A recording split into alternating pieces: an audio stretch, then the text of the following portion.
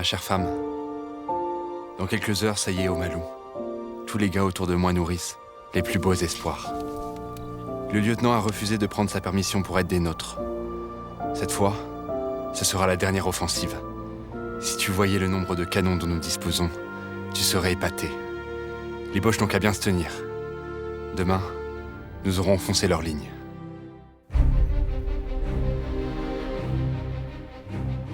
« 16 avril 1917, 6 heures du matin. Le printemps tarde à venir dans le nord de la France. Une pluie froide noie le chemin des Dames. Il va bientôt neiger sur tout le département de l'Aisne. Pourtant, tous les poilus qui montent à l'assaut ce jour-là en sont sûrs. Cette fois, ce sera la fin de la guerre.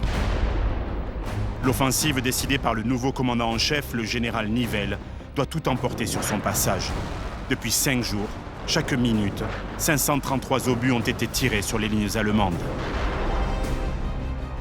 Plus d'1 million de poilus a été rassemblé sur un front d'une trentaine de kilomètres. Il y a là 17 corps d'armée, regroupant 56 divisions, dont 4 d'infanterie coloniale et 5 divisions de cavalerie. L'armée française va enfin pouvoir accomplir l'objectif qu'elle s'efforce d'atteindre depuis qu'elle a dû s'enterrer dans les tranchées à l'automne 1914, percer les défenses allemandes. Le haut commandement a déployé les grands moyens. Les escadrilles d'avions sont nombreuses et les premiers chars français vont rentrer dans la danse. La victoire semble assurée. Pourtant, dès le 16 avril 1917 à 14 h, l'attaque est définitivement enrayée. Le plan n'a pas fonctionné. Des milliers d'hommes sont tombés et des dizaines de milliers vont encore périr, car Nivelle, malgré sa promesse que l'offensive ne durerait que 24 à 48 heures, va persévérer. Obstination assassine, cause de mutinerie. Que s'est-il passé au chemin des Dames ce 16 avril 1917 et les jours qui suivirent? Pourquoi, malgré les moyens engagés et une formidable préparation d'artillerie, les poilus ont-ils échoué? Comment les Allemands sont-ils parvenus à les repousser? Journaliste et historien, j'ai voulu savoir ce qui s'était réellement passé au chemin des Dames. J'ai recueilli des témoignages. La Francis-Nivelle a été une catastrophe au niveau sanitaire. J'ai récolté des indices. C'est incroyable, il reste même des casques allemands. Des passionnés d'histoire vivante ont recréé pour moi les conditions des combats. Sur les lieux mêmes de l'affrontement, j'ai décrypté l'une des offensives les plus malheureuses de la Grande Guerre. La déception des poilus sera à la hauteur de l'espérance que cette grande attaque avait suscitée. Pour ceux qui en sont revenus vivants, cette inutile tragédie portera à tout jamais un nom charmant. La bataille du chemin des Dames.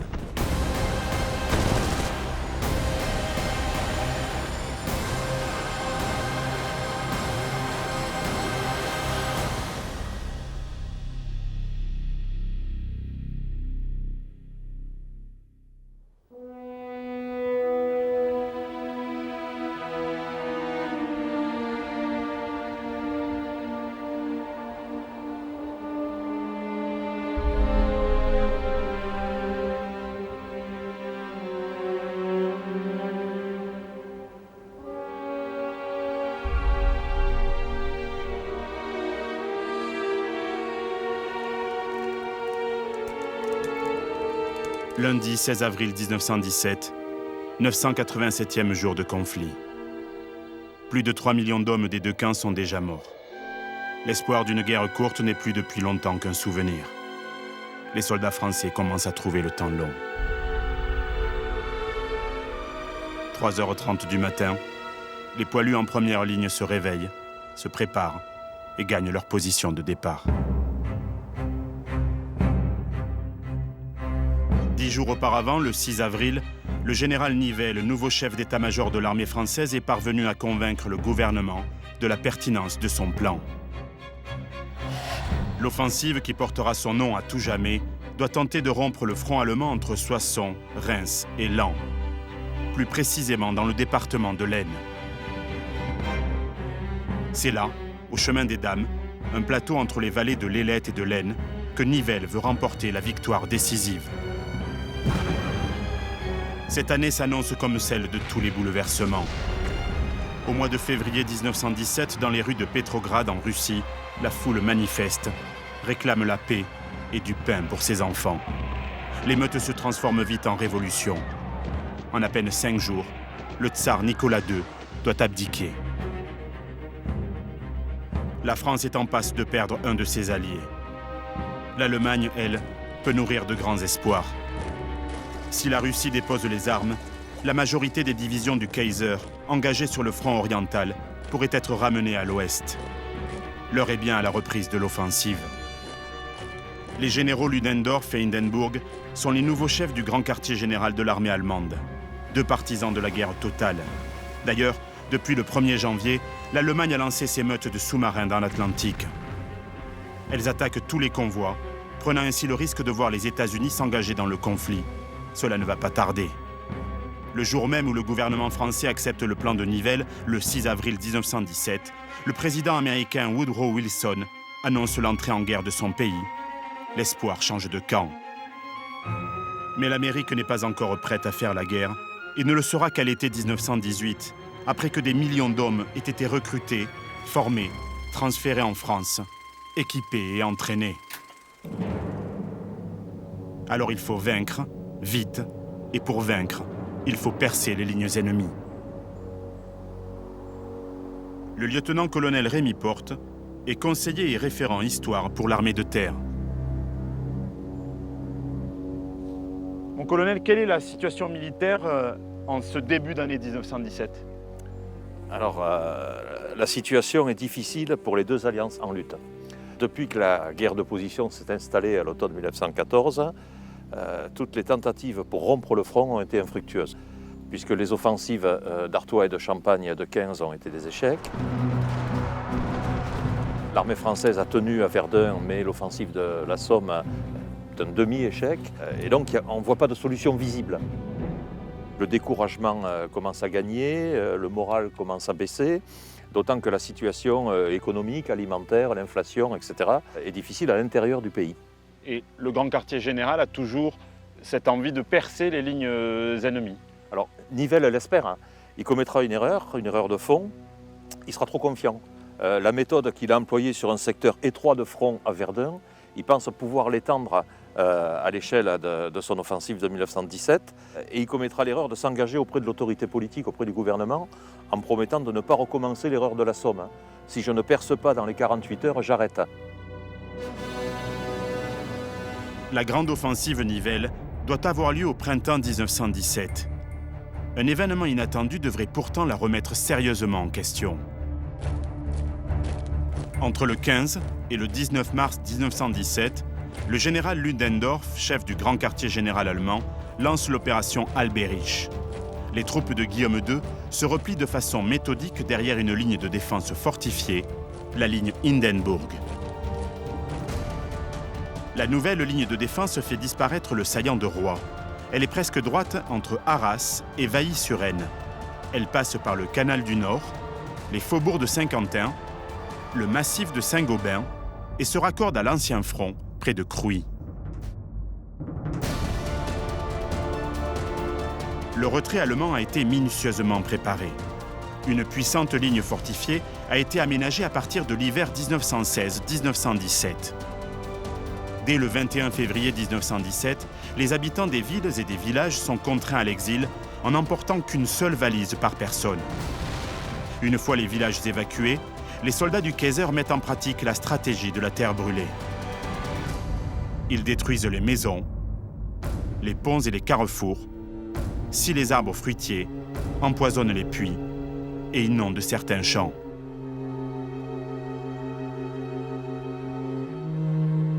Le 17 mars 1917, il dynamite le donjon de l'un des plus beaux édifices médiévaux de la région, le château de Coucy.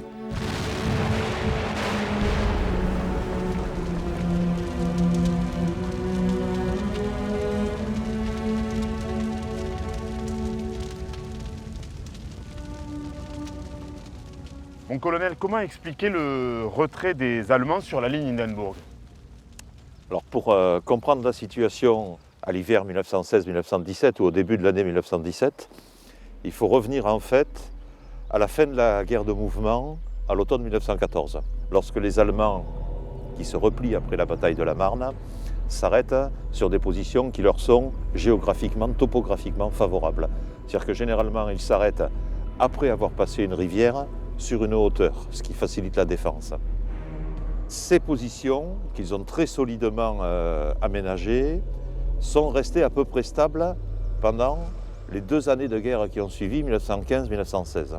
Et donc, après les échecs des offensives d'Artois et de Champagne en 1915, l'insuccès de l'offensive de la Somme en 1916, la grande région autour de Soissons, globalement, se retrouve comme une espèce d'énorme saillant à l'avant des lignes allemandes, ce qui exige énormément de troupes pour en assurer la défense, pour en assurer la protection.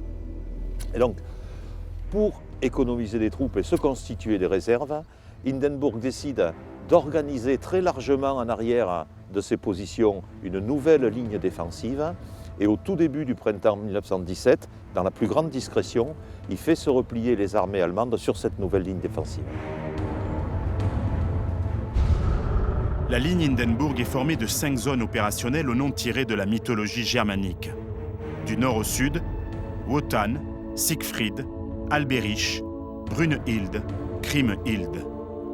La plus puissante de ces zones, Siegfried, réalisée en 5 mois seulement, est constituée de tranchées profondes et d'abris souterrains. Devant la première ligne, des ceintures de barbelés larges au minimum de 20 mètres. Les casemates de tir et les abris sont protégés par du béton armé et des plaques d'acier.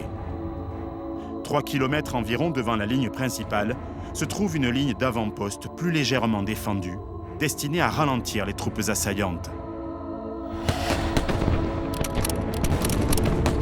La zone de bataille proprement dite, profonde de 2 km, est couverte par un véritable barrage d'artillerie et de mitrailleuses. Des fossés anti-chars ont même été creusés devant les premières lignes.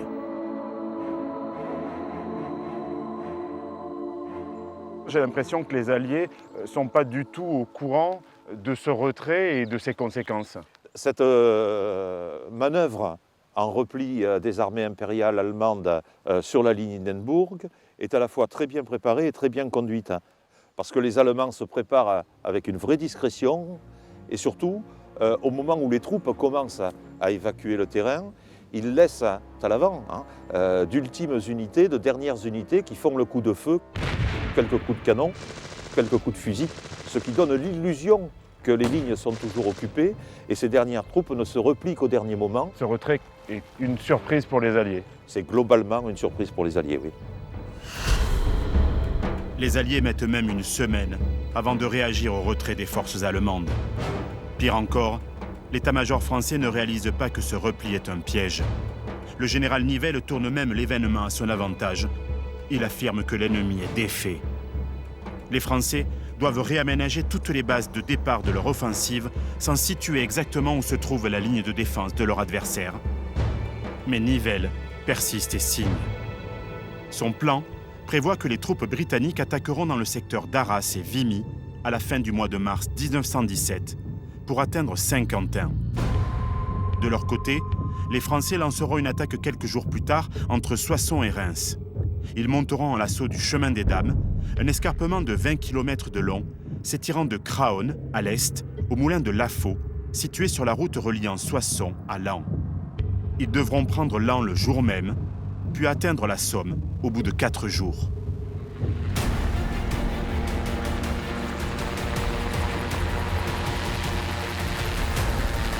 Il suffit de survoler le chemin des Dames pour comprendre l'épreuve qui attend les poilus ce 16 avril 1917.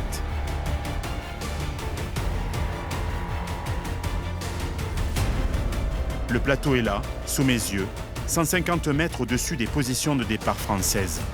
C'est pourtant cette crête qu'il faudra atteindre en gravissant une pente sur laquelle les Allemands sont solidement accrochés.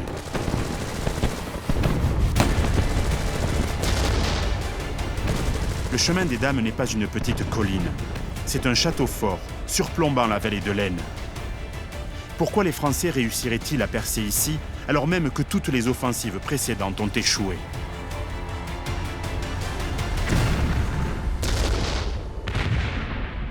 Nivelle est un artilleur. Il est persuadé d'avoir établi la stratégie idéale pour disloquer les défenses allemandes, enlever les 2 premières lignes et exploiter la percée grâce à des unités restées en réserve. Son offensive repose d'abord sur une incroyable préparation d'artillerie. Elle sera précédée d'un bombardement massif des premières lignes allemandes. Nivelle a concentré ses forces sur un front d'une quarantaine de kilomètres. Il y a là près d'1 million d'hommes, dont 850 000 combattants. L'artillerie a été mobilisée. Plus de 5000 pièces ont été rassemblées dans le secteur, un canon tous les 13 mètres. Il y a là près de 2000 pièces de gros calibre, 220, 280 et 320 mm. Le reste est constitué de canons de 155, 120 et 75 mm.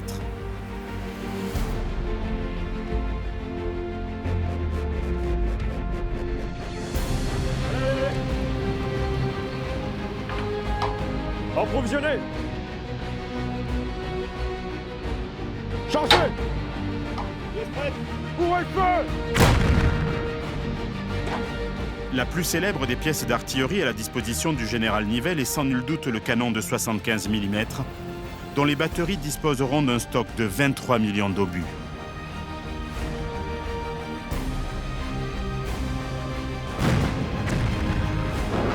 Mais Nivelle compte aussi sur la nouvelle artillerie lourde désormais disponible en nombre, qui pourra tirer plus loin que dans toutes les offensives précédentes. Elle permettra selon lui d'anéantir les positions de première ligne, d'interdire l'arrivée des renforts et de faire taire les canons allemands.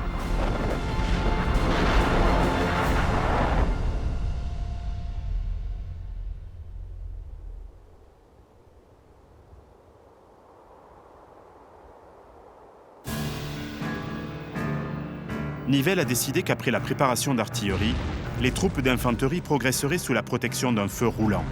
Ce barrage doit avancer de 100 mètres toutes les 3 minutes. 3 minutes, c'est aussi le temps dont disposeront les poilus pour parcourir la même distance. Ils devront gravir les pentes, réduire les résistances adverses tout en collant à ce mur de feu. Objectif, éviter que l'ennemi n'ait le temps de s'organiser après la fin du bombardement. Pour accompagner l'offensive, l'état-major souhaitait mobiliser 1000 avions de tous les types. Le 16 avril, il n'en aura que 131. Ils devront porter l'action loin dans les lignes allemandes. La fiabilité des appareils de l'époque reste pourtant assez aléatoire.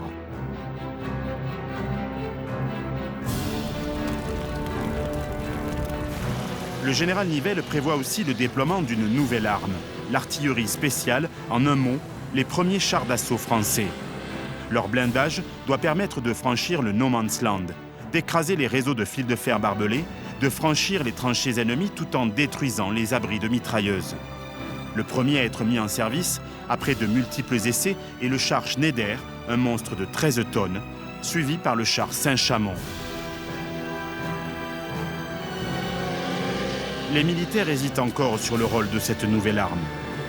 Les chars doivent-ils précéder l'infanterie ou lui fournir un appui en l'accompagnant? La doctrine d'emploi n'est pas encore réellement fixée. Le général Étienne, grand promoteur de l'arme blindée, pense que les chars doivent être engagés en masse importante. Pour Nivelle, comme pour la plupart des généraux de son temps, les chars sont avant tout un moyen de protéger et d'appuyer l'infanterie. Il va donc les cantonner à un rôle marginal, l'occupation des positions conquises.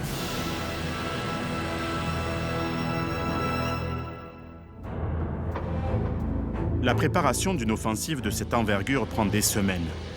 Le plan établi par Nivelle s'est attaché à faciliter l'approvisionnement des troupes. Pour éviter que l'arrivée des renforts et l'évacuation des blessés ne provoquent des embouteillages au passage de l'Aisne, de nombreux ponts et passerelles ont été construits.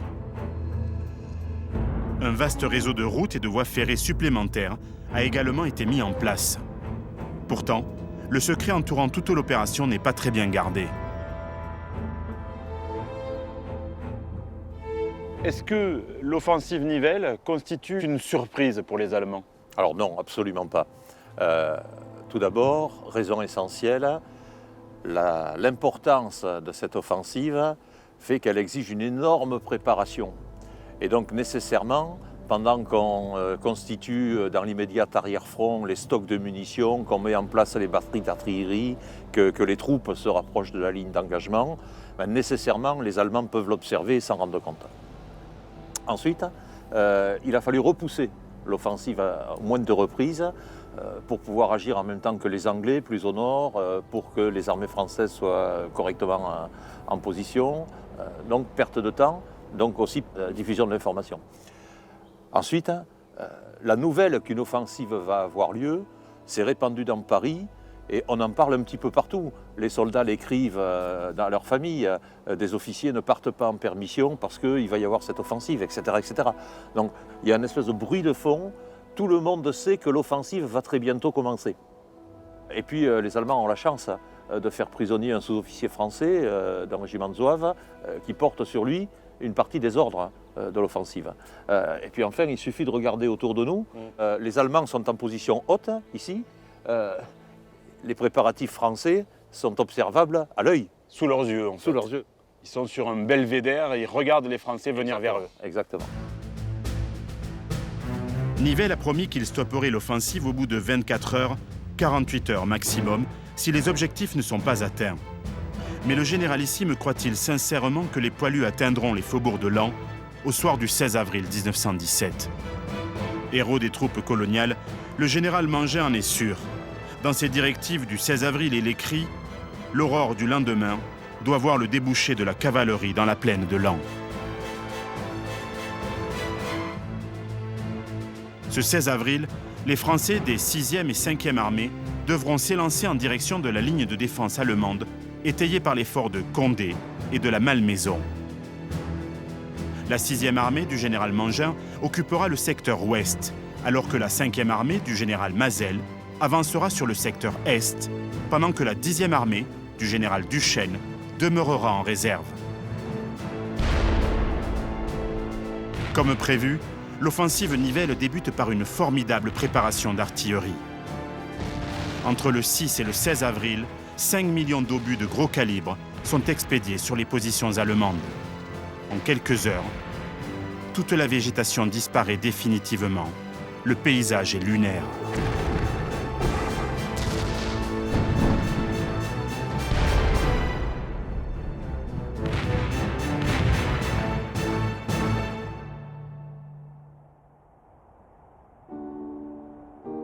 Après un siècle, la nature garde les cicatrices de ce bombardement dantesque. Plusieurs villages situés au milieu du champ de bataille sont rayés de la carte. C'est le cas de celui de Craonne, dont les ruines ont été enveloppées par la nature. Noël Janteur, agriculteur et ancien maire du nouveau village de Craonne, est l'héritier de cette terre bouleversée par la guerre. Là, il y avait un village avec 400 ou 500 habitants à l'époque. On a eu plus que ça, on a eu jusqu'à 1100, 150 habitants.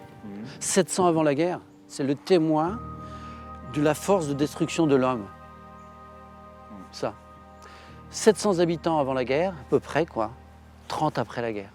En 4 ans, la violence de l'homme a rayé plusieurs villages, mais celui-là en particulier, ce qui fait que seulement 30 personnes sont revenues sur 700. 5% sont revenus. Vous voyez pas la violence que l'homme peut dégager. On sent encore des obus, mais incroyable. L'année dernière, j'ai sorti des 155 Français encore, qui ont été tirés, qui n'ont pas explosé. Vous voyez, et c'est ceux-là qui sont dangereux. Ce n'est pas les dépôts de munitions ici ou là où on les connaît qui sont dangereux, parce qu'on sait où ils sont. Mais c'est tous les obus qui ont été tirés, qui n'ont pas explosé, qui sont dangereux. Là, aujourd'hui, il y a plus d'acier dans le sol que de pierre. Exactement. Vous seriez surpris de voir. Ouais. Et ça me donne envie d'aller vous le montrer d'ailleurs. Ouais. Ça me donne envie d'aller vous le montrer. Ben, allons-y à ce moment-là.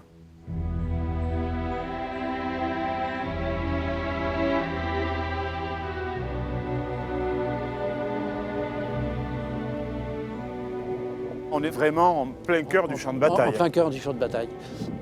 Donc vous allez voir le nombre d'obus qu'il a fallu qu'on tire sur cette terre-là pour ensemencer la terre d'éclats d'obus. J'en vois déjà, parce voilà. que ça, là... C'est une tête d'obus. Ça, c'est une tête d'obus. C'est une tête, oui, c'est une tête d'obus. Vous voyez, il y en a partout, il y en a partout. Ça en est. Ah oui, tout ça c'en est. Tout ça c'en est, oui. Et à côté, il y en a encore un plus petit, il y en a... C'est incroyable. Hein. Regardez le poids. Regardez les éclats d'obus.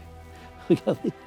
Ah oui, c'est tout ça, c'est tout ça. Tout ça, c'est des éclats En de boue. fait, tout ce qui a l'aspect Et vous voyez pas les rougeoyant, points ? Ouais, voilà, voilà. là, il y a plus, on voit plus d'acier là que de cailloux en fait Ah oui, dans ah oui, notre oui, champ. oui. Ah, si, elle revient celle-là. Tiens, elle a passé là quand même. Et en plus de ça, au moment où on sort les éclats d'obus de votre terre, il se met à grêler comme il neigeait le 16 avril Comme 1917. ouais, exactement. Et en fin de compte, quand on regarde bien, c'est presque, comment dire, c'est presque un signe, si vous voulez, que la Terre nous donne. C'est-à-dire qu'ici, des corps, on n'en trouve plus. Ouais. Même presque sur l'ensemble de mon exploitation, des corps, on n'en trouve pratiquement plus. Le dernier qu'on a trouvé, on ne pouvait pas le sortir, il y a peut-être une douzaine d'années. La Terre la gardait avec lui, avec elle. Par contre, tout ce qui est guerrier, tout ce qui est fusil, tout ce qui est grenade, tout ce qui est obus, éclat d'obus, elle n'en veut pas, quoi. Elle n'en veut pas. Elle le rejette. Elle le rejette. Donc même elle en vomit, quoi. On pourrait dire presque elle en vomit. Ah, mais c'est dingue. Ah ben là, c'est de la folie, quoi. Chaque année, entre 10 et 20 tonnes de munitions non explosées émergent de cette terre. Les spécialistes estiment qu'il faudra un siècle encore avant que le sol n'ait recraché les derniers éclats de fer qui la souillent.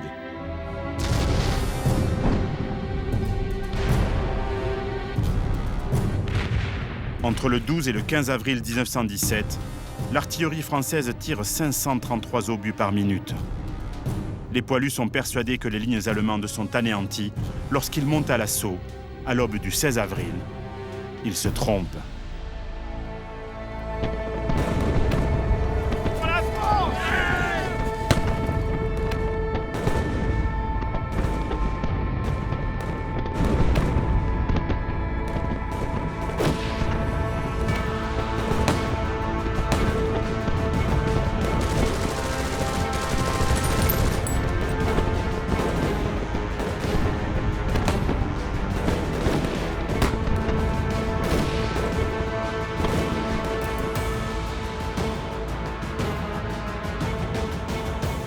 La réussite de cette attaque aurait exigé un rapport de force minimum de 3 assaillants contre 1 défenseur. L'exploitation d'un succès éventuel aurait par la suite réclamé un rapport de force de 5 contre 1. Dans la réalité, lors de l'offensive du 16 avril 1917, le ratio est quasiment à parité. Les Français sont loin d'être en supériorité numérique. Pire encore, les défenses allemandes n'ont été qu'égratignées par le bombardement. Les artilleurs français ont reçu l'ordre de pilonner une zone large d'une trentaine de kilomètres, trop étendue pour une concentration optimale des tirs. De plus, le mauvais temps a empêché toute observation des positions ennemies. Les Français n'ont repéré que 53 des 392 emplacements d'artillerie allemands. Les canons français ont tiré à l'aveugle sur un adversaire solidement fortifié. Dans certains secteurs, les poilus devront franchir 26 réseaux de barbelés avant d'atteindre les premières lignes allemandes, où les attendent les mitrailleuses, dont la célèbre MG 08-15, dont l'efficacité est telle que les usines d'Outre-Rhin en produiront 13 000 par mois à partir de septembre 1917.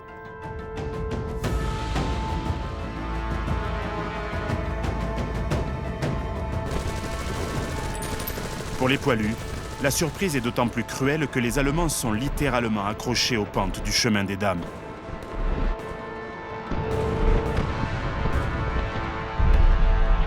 Depuis bientôt 3 ans, les Français ont creusé des tranchées successives parallèles à la ligne de feu.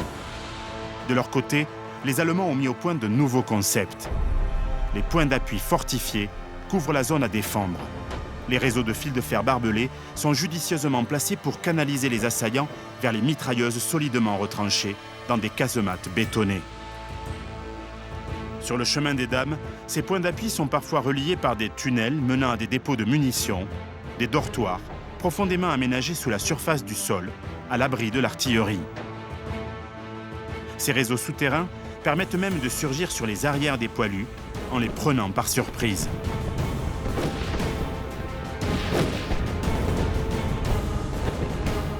Gilles Chauvin est le président de l'association Chemin des Dames.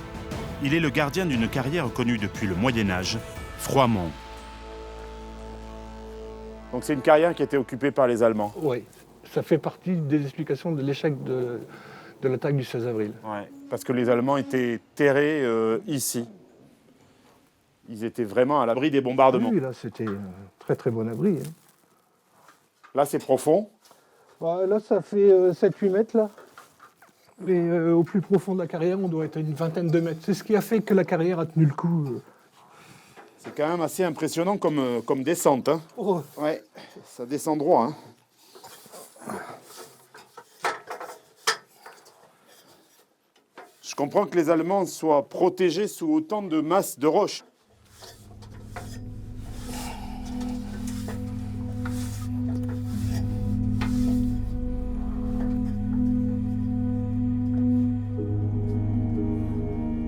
Voilà. Là, maintenant, Super on est impressionnant. dedans. Et donc, les Allemands vivaient ici. Oui, oui, c'est un casernement. En fait, c'est un cheminement qui était fait pour traverser le plateau. Et le long de ce cheminement, il y a des casernements. D'après les archives allemandes, ils étaient 1100 plus 700, 1800 bonhommes à l'intérieur de la carrière. 1800 Allemands dans la carrière, ça veut dire qu'elle fait plusieurs hectares de... Ah oui, il y a une quarantaine d'hectares. Encore, on n'a pas tout... On ne peut pas tout faire, nous. On n'a pas tout fait encore. Donc en fait, la totalité du plateau, c'était du gruyère. Oui, c'est un gruyère. Il y a des traces encore de leur passage ici. Oui, tout à fait, on va les voir. Allez, je te suis. Parce que là, je dois avouer que pour moi, c'est un véritable labyrinthe. Hein. Donc, tu fais attention à ta tête parce que c'est pas toujours très haut de plafond.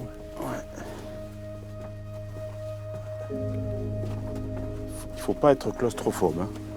Non, c'est vrai, tu imagines le stress, le soldat qui est, lui, claustrophobe et qui doit se terrer là-dedans, sous les bombardements. Ben voilà, quoi, ça ne devait pas être une vie très agréable. Ah, mais il y a enfin, même, là, on est à l'abri, là, donc voilà. Ah, c'est incroyable, il reste même des... Ouais, c'est un casque allemand, là, qui est un peu... voilà. Un casque allemand.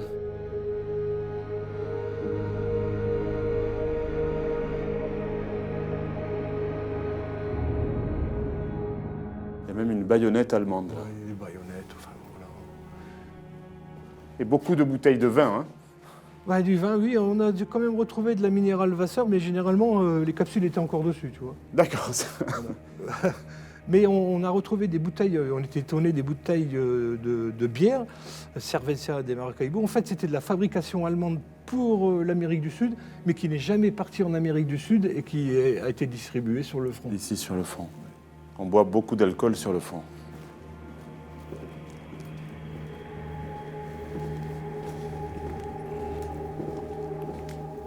La gourde qui a été découpée, qui devait servir pour une bougie, certainement.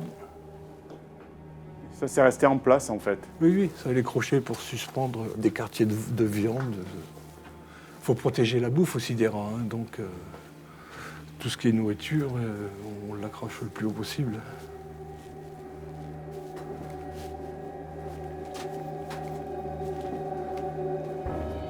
Là, on est sur le cheminement et on va arriver près d'un casernement. Là. C'était quand même des conditions de vie assez Bah, effroyables, finalement. oui, mais par rapport aux Français qui sont dans la vallée, dans les tranchées là, en face, là, dans la boue, ici, ils sont au sec. Hein. Ils sont pas trop mal ici.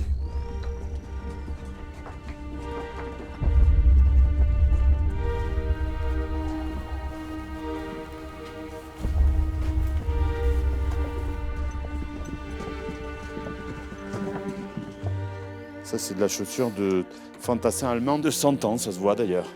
C'est vraiment des éléments de la vie quotidienne. Oui, en fait. ici, tu vois, un téléphone, là, un téléphone, ce qui reste du téléphone, derrière le Moser, là, et dans le Moser, on voit encore dans le magasin, il y a encore une cartouche qui est écrasée, qui est dedans. Une boîte de maquereaux allemande, là, avec, en français, bouillon sauce.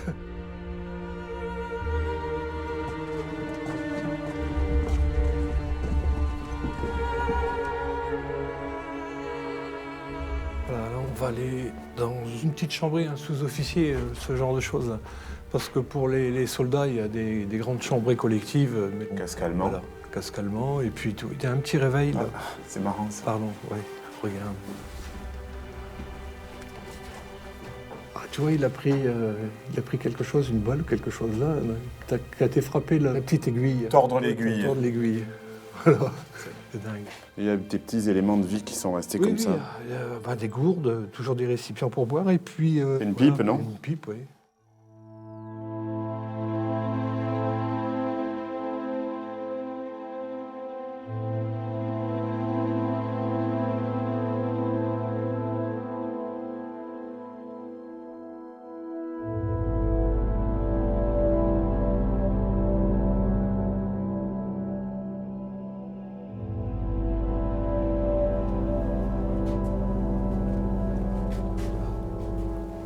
Ah, il y a des inscriptions partout, ouais.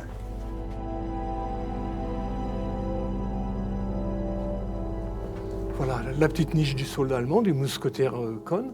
Au-dessus, la devise latine, Ave César moriturit et salutant, tu vois, l'appréhension. Hein. Ave César, ceux qui vont mourir On te salue, hein, tu vois. Et puis à droite, la décoration de la croix de fer. Et au milieu, la petite niche. La petite niche, comme un petit hôtel. Hein, Alors, il a dû mettre une bougie. Oui, en fait, la trace noire, c'est la trace de la bougie. Ouais, voilà. Ouais. C'est très émouvant, en fait. Ici, ils sont au repos, ils sont à l'abri, mais dès qu'on leur demande de sortir, ils sont exposés au combat, hein, au tir. Et la mort, elle peut très vite arriver. Hein. Donc, écoute, ils laissent la trace de leur passage, leur nom, etc. Ils sont à l'abri, là, ils sont au repos. Voilà, là, le stress doit descendre un petit peu, tu vois. Par contre, quand on leur demande de se préparer pour ressortir, là, l'adrénaline, ça doit commencer à remonter. Ouais. Comment l'infanterie française aurait-elle pu enfoncer les lignes d'un ennemi aussi solidement fortifié? Les premiers chars auraient-ils pu faire la différence? À la veille de l'offensive, 128 chars sont en position à l'arrière des lignes françaises. Les Schneider, équipés d'un canon de 75 mm et servis par un équipage de 6 hommes, tous volontaires, montent à l'assaut pour la première fois de l'histoire.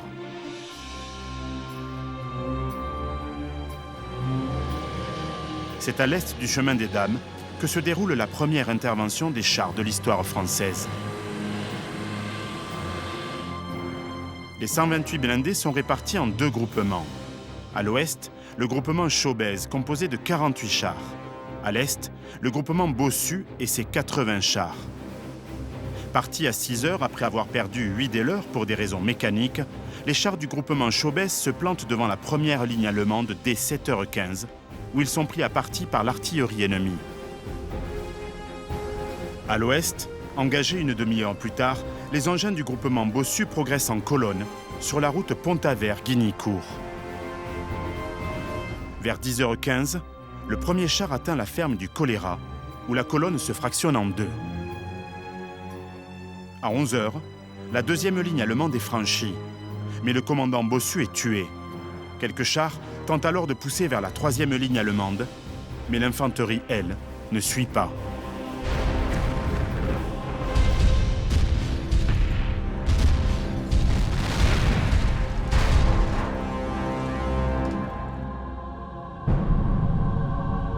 Que s'est-il passé à Berry-au-Bac ce 16 avril 1917 ?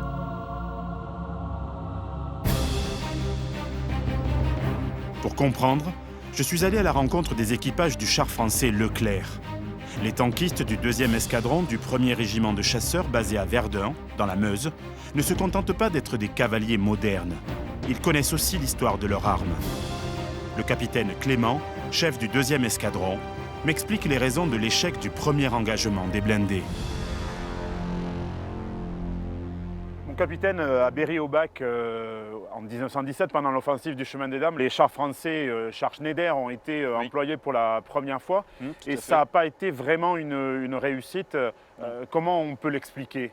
La raison principale, c'est que le char Schneider était utilisé en char d'accompagnement en infanterie. Il devait s'affranchir des réseaux de barbelés, pouvoir franchir les tranchées, et que les fantassins puissent franchir ces réseaux de tranchées tout en étant protégés par ces blindés. Et avec la faible vitesse du Schneider, le faible armement, il était vulnérable aux tirs ennemis, aux tirs d'artillerie ennemie. Est-ce que c'est encore le cas aujourd'hui? Est-ce que le char reste un engin vulnérable? C'est moins le cas aujourd'hui, puisque, prenons l'exemple du char Leclerc, ses atouts sont vraiment la rapidité, mobilité, puissance de feu, capacité d'observation avec des optiques puissants. Donc on est loin des premiers chars durant la bataille de Berry-au-Bac.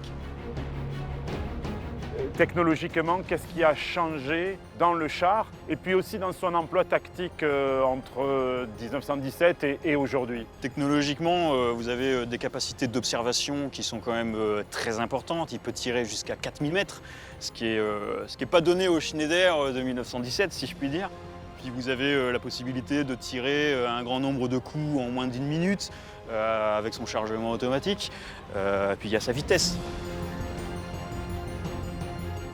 Vous voyez qu'il peut aller jusqu'à 70, plus de 80 km/h, tout en gardant une visée, une puissance de pointage qui est assez phénoménale. Si vous voulez, on peut prendre la symbolique du boxeur qui donne un coup droit, le coup direct, qui permet de mettre au sol son adversaire et l'adversaire ne se relève pas. Le char Leclerc, c'est ça. C'est très rapide, un coup, et l'ennemi ne peut pas se relever. Et ensuite, c'est l'infanterie qui ratisse ou qui réduit les poches de résistance.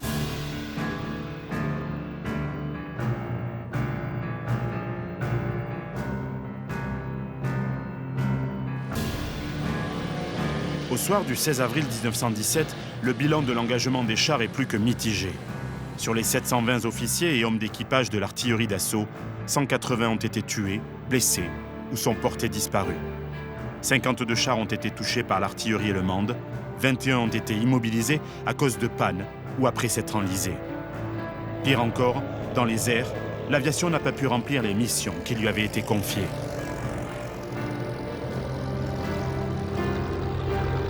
Pour accompagner l'offensive, l'état-major français a voulu mobiliser près d'1 millier d'avions de tous les types, notamment des appareils d'observation comme le Caudron G3.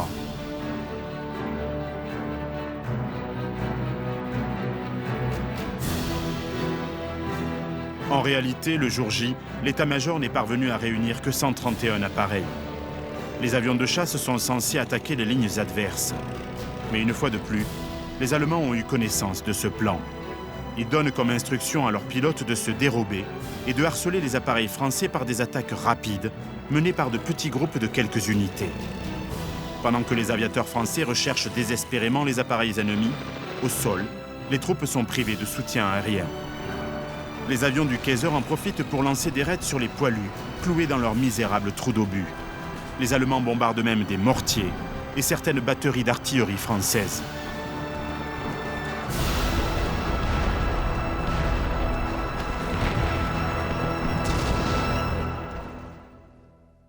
En fin de journée, les gains de terrain sont minimes. L'objectif à atteindre au sud de Laon est encore loin. Les seules avancées véritables sont en fait réalisées en contrebas du plateau du chemin des Dames, entre Soupir et Chivy-les-Étouvelles, ou plus à l'est dans le secteur de la Ville-aux-Bois et celui de Loivre, au nord de Reims. Ailleurs, c'est-à-dire sur le plateau du chemin des Dames entre Cerny-en-Lannoy et Craonne, les attaques françaises ont été repoussées. Le gain de terrain est ridicule. Les pertes, elles, sont considérables.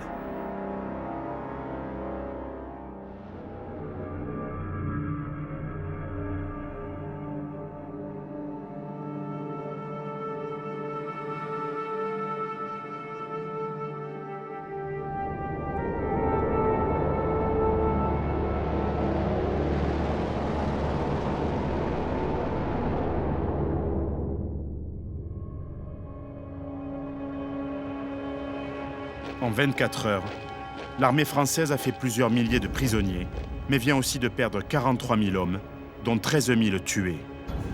Certaines unités ont vu disparaître le tiers et jusqu'à la moitié de leurs effectifs. Le sol détrempé a empêché le déplacement des canons qui devaient assurer le tir de barrage. L'artillerie lourde s'est avérée insuffisante. Les chars n'ont pas permis la percée tant attendue. L'aviation s'est révélée impuissante. L'offensive est un échec. Elle devrait être stoppée. Pourtant, elle va se poursuivre les jours suivants.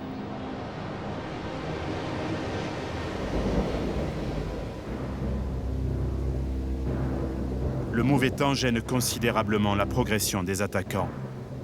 Comme à Verdun un an auparavant, les poilus se retrouvent dans un paysage lunaire, labouré par les obus, rendu impraticable par les intempéries. Le froid intense gèle les corps et les esprits.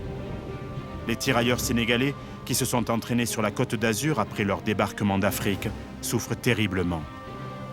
Sur les positions ennemies conquises, il n'y a aucun abri contre la grêle et les bourrasques de neige. Les munitions manquent, car les poilus, croyant que l'offensive serait un succès, se sont délestés d'une grande partie de leurs bagages.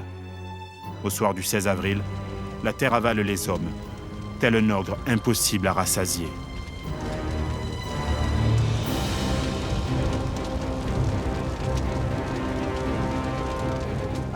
Pire encore, dans les boyaux inondés, les hommes touchés par la mitraille ne peuvent être évacués.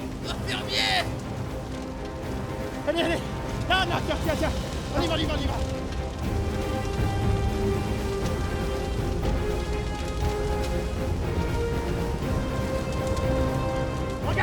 Regardez! Ça va aller.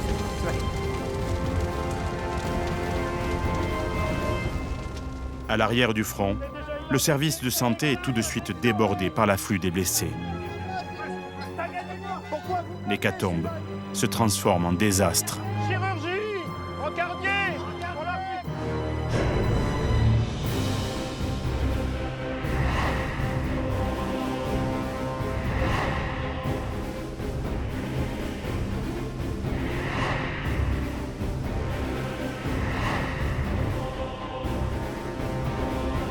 Olivier Ourier est le président de l'association Mémoire de la Grande Guerre.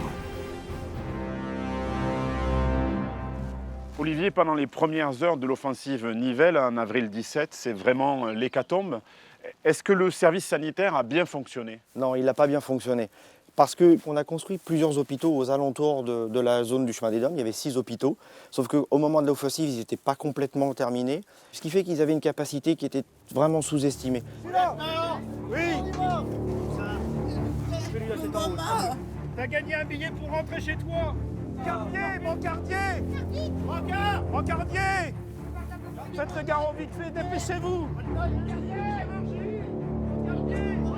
Dans les premières heures, les hôpitaux étaient déjà saturés, ce qui fait qu'on ne savait plus traiter les blessés. Deuxième facteur, c'est que le temps n'était pas de la partie boue, neige, ce qui fait que ça rend très compliqué l'évacuation des blessés vers l'arrière. Infirmière, pansement de compression. Donc embouteillage dans les entrées des hôpitaux. Donc on a essayé, pour pallier à ça, de faire appel à des hommes dont ce n'était pas normalement la fonction, les territoriaux, des réservistes, des artilleurs. Ce qui fait que n'étant pas vraiment de la partie, ils ont traité les blessés comme ils pouvaient en les stockant dans différents endroits, des gares de triage, jusqu'à les oublier plusieurs jours. C'est fini pour lui, aumônier. Donc des gens sont morts comme ça, sans même voir un médecin et sans même être traités d'une part. Pourquoi le nombre des blessés n'avait pas été prévu initialement? Exactement. On a dû traiter plus de 10 fois plus de blessés qu'on avait prévu. Vite la morphine, vite! Allez. Passe! Allez, vite!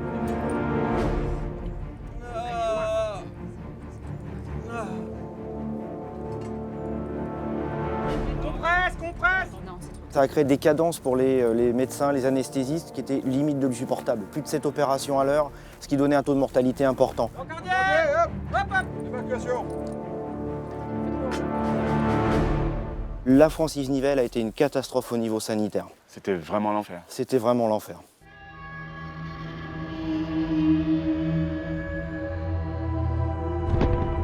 Les jours suivants, les combats se poursuivent sur toute la ligne de front.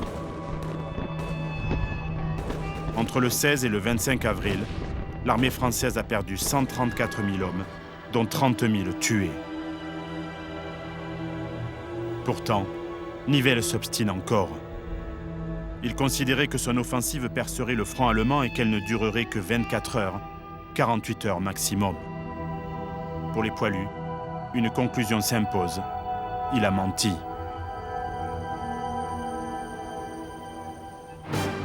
Le 22 avril, Nivelle suspend temporairement toute offensive massive.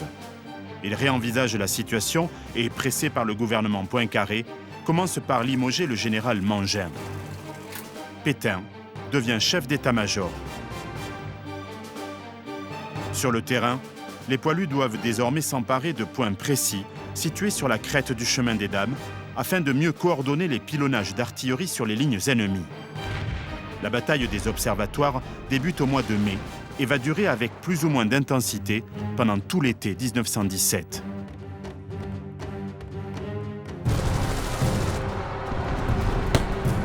Sur toute la ligne de front, Français et Allemands s'affrontent parfois jusqu'au corps à corps pour annexer quelques bouts de tranchées. On se bat à coups de pelle, de pioches, de grenades.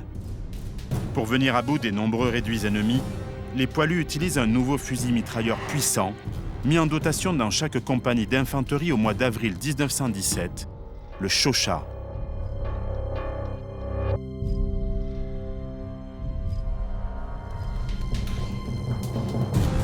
Pendant des semaines, les deux belligérants lancent des raids pour tâter le terrain. La mort est l'invité d'honneur au bal macabre de ces coups de main audacieux. Les pièges et les tireurs d'élite sont partout. L'insécurité est permanente. Pour atteindre le plateau de Craonne, les Français du 34e régiment d'infanterie ont 200 mètres à parcourir. Ils vont mettre 36 heures. Une fois en position, il reste 4 jours sous les bombardements allemands. C'est le carnage. Sur le plateau de La Faux, le 5 mai 1917, les blindés français sont engagés de nouveau. 32 chars Schneider et 16 nouveaux chars, les Saint-Chamond, pesant 23 tonnes, équipés d'un moteur de 90 chevaux, armés d'un canon de 75 mm, de 4 mitrailleuses et servis par 9 hommes d'équipage. De véritables monstres d'acier, mais hélas encore techniquement peu fiables. Les blindés ouvrent la voie à l'infanterie, nettoient les tranchées ennemies. Leur intervention permet surtout de franchir la rangée de blocos, constituant la première ligne allemande. L'affrontement va durer 2 jours et 12 chars seront mis hors de combat. Le 8 mai, toutes les offensives sont à nouveau suspendues. Le 15, Nivelle est remplacé par Pétain. Les combats, eux, se poursuivent. À la fin du mois de mai 1917, les premières lignes allemandes ont été investies. Au prix de pertes effroyables, les villages de La Faux, Vély, Hostel, Chavonne, Breil, Craonne sont pris à l'ennemi. Laon est encore très loin.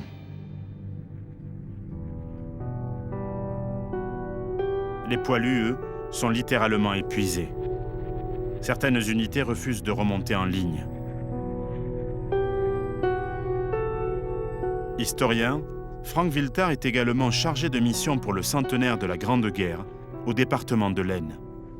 Franck, à la fin du mois d'avril et plus encore au mois de mai, se déroule dans l'armée française un certain nombre de mutineries. De quoi il s'agit très exactement? Eh bien, après 3 années de guerre, tu sais, Serge, les hommes n'en peuvent plus. Pour les vétérans de la bataille de la Marne, des batailles de la Somme ou de Verdun, le chemin des Dames devait être synonyme de victoire. Et au lieu de ça, ça a été une hécatombe, une grande défaite. Et puis, il y a le régime des permissions. On avait empêché aux hommes de partir à l'arrière. Et puis, certains n'ont pas vu leur femme depuis 6 mois. Et puis, tu sais, on est dans un contexte particulier au printemps 1917. Il y a eu la révolution en Russie, les hommes se sont aussi mutinés, ce qui offre des choix aux soldats français qui n'avaient pas avant. Et puis aussi, il y a la rumeur qui court partout à l'arrière-front. Le contact avec les civils, la presse fait que les rumeurs de répression, des grèves, on connaît les midinettes à Paris, les ouvrières qui seraient réprimées par des tirailleurs sénégalais, des anamites. Bref, tout se cristallise au mois de mai 1917 pour qu'une crise très très grave intervienne à l'arrière-front du chemin des Dames. Et ces mutineries, comment se traduisent-elles sur le terrain? Concrètement, quand on demande aux hommes de remonter aux tranchées, ils laissent les sacs à terre, les fusils sur les faisceaux et refusent de remonter. Certains hommes chantent l'Internationale, sortent les drapeaux rouges, on manifeste, parfois on moleste les officiers, et puis ça va jusqu'à des revendications de paix, de pacifisme, avec des pétitions qui sont signées parmi la troupe. On estime qu'à peu près 40 à 60 000 hommes ont été touchés de près ou de loin par les mutineries au mois de mai-avril 1917. Et comment ça va rentrer dans l'ordre? Pétain, qui est arrivé au commandement français depuis le 15 mai, en remplacement de Nivelle, va mettre en place un meilleur régime de permission d'abord, améliorer le quotidien du soldat, et puis après, la vague de répression est à la hauteur de l'ampleur des mutineries. Il va mettre en place une justice militaire assez importante avec les conseils de guerre. Et il y a eu des centaines de condamnations, 450 condamnations à mort. 27 seulement, je dirais, heureusement, ont été exécutés, donc 27 soldats fusillés. Alors, il faut toujours mettre ce chiffre des 27 soldats fusillés pour cas de refus collectif, avec les 650 à 700 fusillés pendant toute la guerre. C'est quand même énorme. mais 27 pour cas de mutinerie. Une répression aussi qui s'exerce avec des peines de prison et des condamnations, 1500 condamnations au bagne, notamment en Afrique du Nord. Finalement, une fois que la répression a remis la machine en ordre, la guerre, elle, continue. Et la bataille du chemin des dames, les combats sur le chemin des dames, eux aussi se poursuivent. Et la bataille, en effet, elle continue. Et c'est ce qu'on va appeler la bataille des observatoires. Pour la possession des points hauts du chemin des dames, Allemands et Français vont se batailler. Et notamment pour l'isthme d'Urteby, c'est-à-dire l'endroit le plus étroit du plateau du chemin des dames, là où il y a une ancienne carrière de pierre qui va devenir très célèbre, c'est la caverne du Dragon. Le 25 juin 1917, 2000 poilus reprennent aux Allemands la caverne du Dragon, à Oulch. Cette carrière de craie possède un fort intérêt stratégique. Sa position, proche de la ferme d'Urtebiz, à l'endroit où la crête se réduit à une cinquantaine de mètres de large, permet de contrôler la partie orientale du plateau du chemin des dames. Située à 20 mètres sous terre et dotée de 7 entrées, la caverne du Dragon s'étend sur plus de 2 hectares. D'une longueur de 3,5 km, elle pouvait contenir 600 hommes. Les Allemands l'ont aménagée comme une véritable caserne, comprenant des postes de tir, un réseau d'électricité, des dortoirs, une chapelle, un puits, un poste de secours et même un cimetière. Un souterrain creusé après 1915 relie l'entrée nord, dite caverne du Dragon, à la caverne de la Creute au sud, permettant ainsi un déplacement à couvert.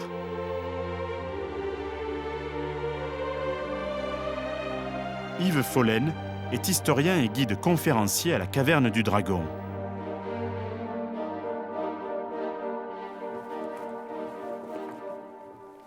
Là, tu m'amènes dans les recoins secrets. Effectivement, ouais. On marche vers le tunnel nord.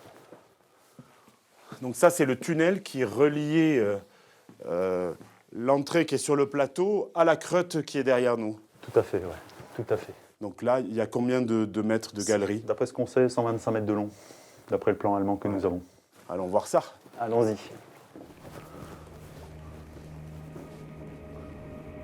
Donc là, on est dans le tunnel nord. Il faut bien comprendre que les Allemands sont là pour tenir. Hein. Donc ça explique toutes ces fortifications. Hein. Ils ne veulent pas voir la guerre chez eux. Hein.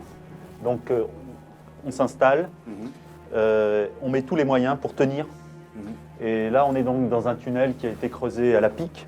Il faut imaginer ce qu'a pu voir ce tunnel avec les corvées. Les gars qui avancent, qui traînent les caisses de grenades pour aller stocker là-bas dans la Creute.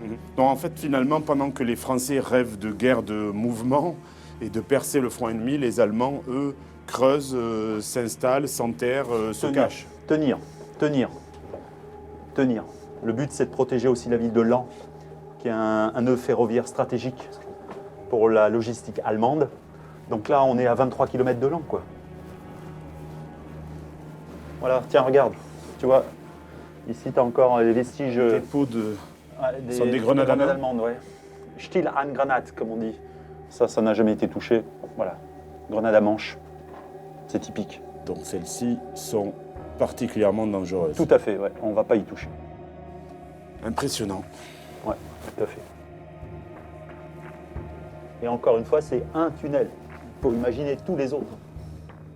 Les Allemands se sont organisés pour tenir, mais ils perdent quand même la caverne du Dragon et la Creute le 25 juin 1917. Effectivement, bon, c'est pas si simple que ça. Hein. Attention, il faut savoir que déjà l'organisation française, pour prendre cette position, va être assez particulière. Déjà, on va balancer dans le sud de la carrière des gaz, 199 mètres cubes d'un gaz appelé le gaz colongite. Ça n'a pas d'effet puisqu'il y a énormément d'humidité à l'intérieur qui empêche la propagation des gaz. Un mur comme ça va bloquer les gaz. Par contre, au-dessus, ça tape. On sait que pour les 2 jours de bombardement, les Français balancent plus de 8000 obus, donc ça va trembler. Les Français ont la chance qu'un obus lourd va détruire l'entrée nord, bloquée. Et les Français, avec des pertes et des combats violents, arrivent à passer au-dessus et à arriver sur le versant nord. Là, les Allemands sont bloqués. Il y a à peu près, d'après ce qu'on sait, 180 soldats allemands ici. Il y a des blessés. Ils se posent la question, que faire? Ils attendent des renforts, ils attendent une contre-attaque qui ne viendra pas. Et ils vont prendre contact avec des gars, des Français qui tenaient les sorties. Après discussion, les Allemands vont prendre la décision de se rendre. Attention, les combats sont violents, l'artillerie est là-haut. On perd, nous, Français, 582 hommes tués ou blessés. Ouais. C'est terrible. Mais pour l'état-major français, c'est une victoire. Donc là, la victoire arrive à point nommé. La presse française et l'état-major français vont monter ça en épingle. C'est sûr qu'il est mieux de dire on a pris la caverne du dragon que de prendre la ferme de la Creute ou la Creute. Donc il y a un côté mythologique. Voilà, une portée symbolique. Voilà, exactement, c'est ça. Hein. On fait appel à Saint-Michel qui tue le dragon, comme je dis souvent. Mais c'est ça, hein, voilà. On avance, on repousse les Allemands. Mais en fin de compte... un peu une opération de communication à certains égards. Exactement. Mais chère communication, ouais. vu ce qui est perdu. Hein. Ouais. En 2 mois d'offensive, du 16 avril au 25 juin 1917, les Français ont perdu un nombre incalculable d'hommes. Si important qu'à l'époque, personne ne peut fournir de décompte précis. Le chiffre total probable tourne autour de 200 000 tués, blessés ou disparus. Les pertes allemandes sont au moins du même ordre. Les 2 belligérants sont épuisés. Il est temps de repenser la façon de conduire cette guerre. C'est ce que le général Pétain va faire. Pétain va changer de stratégie. Il répète « J'attends les tanks et les Américains ». Mais le nouveau commandant en chef ne se contente pas d'attendre. Il veut aussi former ses soldats à l'emploi des armes nouvelles et il opte pour des attaques limitées, très bien préparées. La première est lancée le 23 octobre 1917 sur la partie ouest du chemin des Dames. C'est la bataille de la Malmaison. La ligne d'attaque s'étire sur une dizaine de kilomètres, de Vausaillon en passant par le moulin de Lafaux et la ferme de la Royère. Entre Vély et Lafaux, 2000 canons ont été concentrés. Ils disposent de 120 000 obus. Au centre du dispositif défensif allemand, le fort de la Malmaison, presque entièrement rasé pendant les combats. À partir du 17 octobre, les canons de tout calibre font pleuvoir sur l'ennemi un déluge de fer et de feu. C'est l'apocalypse. Cette fois, les poilus qui s'élancent à l'assaut le 23 octobre à 5h15 du matin sont parfaitement soutenus par 63 chars Schneider et Saint-Chamond. En 2 jours, les Allemands perdent 50 000 hommes, dont 8 000 tués et 30 000 blessés. Les Français ramènent dans leur ligne 11 500 prisonniers. C'est un indéniable succès tactique. Dès le 23 octobre, les forces françaises repoussent les Allemands de plusieurs kilomètres. Les 24 et 25 octobre, les troupes du comte Prince entament un repli permettant aux poilus de s'emparer du Mont des Singes, de Pinon, de Parny-Filin et d'atteindre les rives de l'Ailette, derrière lesquelles l'ennemi s'est replié. Entre le 31 octobre et le 1er novembre 1917, les Allemands abandonnent leur position sur le chemin des Dames et se replient derrière une nouvelle ligne de défense au nord de l'Ailette.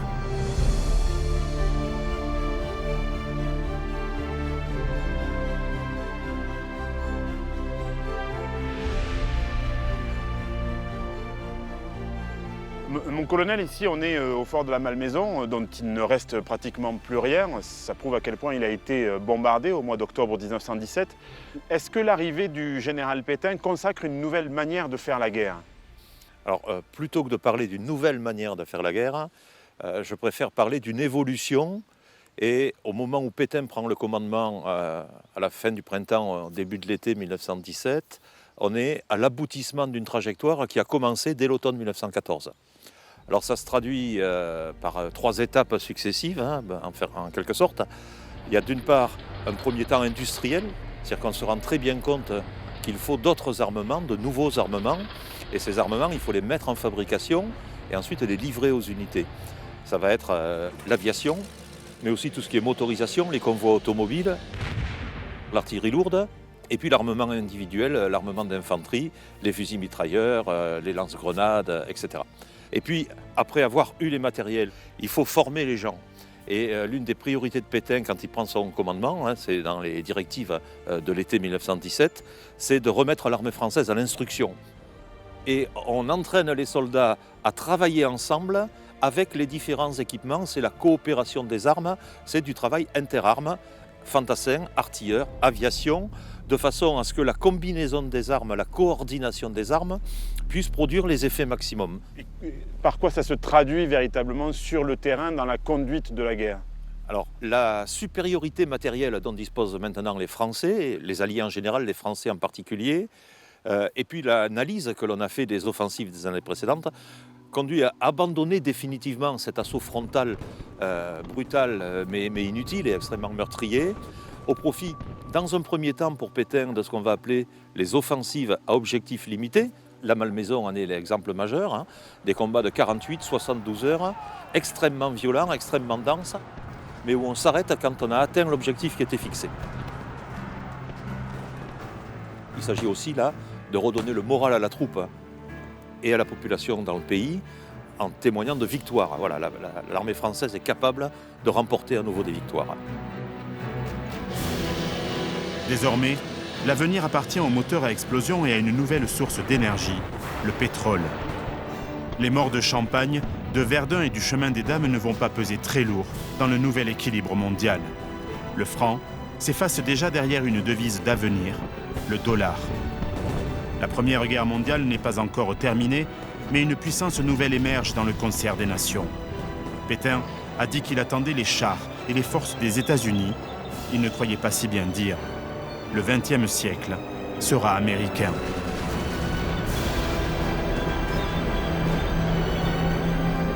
Le 4 octobre 1917, la commission réunie par le gouvernement Painlevé pour entendre Nivelle sur son échec rend ses conclusions.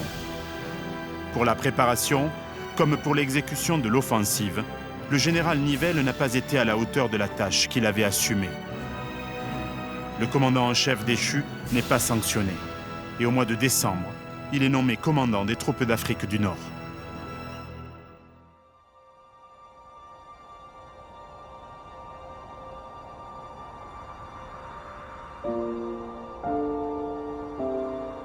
Chères femmes et chers parents et chers tous, je suis bien blessé. Espérons que ce ne sera rien. Élève bien les enfants, chère Lucie. Léopold t'aidera si je m'en sortais pas. J'ai la cuisse broyée et suis seul dans un trou d'obus. Je pense qu'on viendra bientôt me sortir. Ma dernière pensée va vers vous.